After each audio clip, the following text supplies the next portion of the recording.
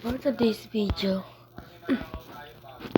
tuturungan ko kayo kung paano mag-macro glitch dito sa Grow a Garden. Una, first person POV po kayo.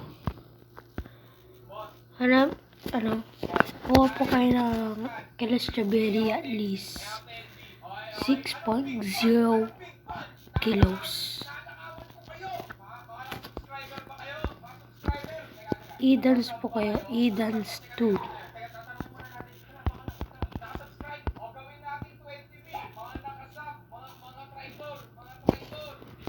Close na po yung chat. Move po kayo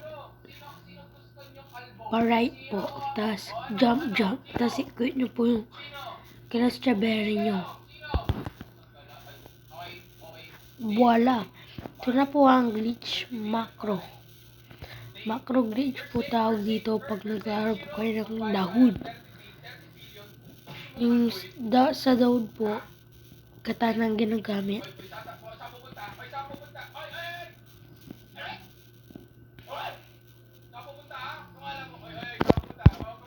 Thank you for today's video.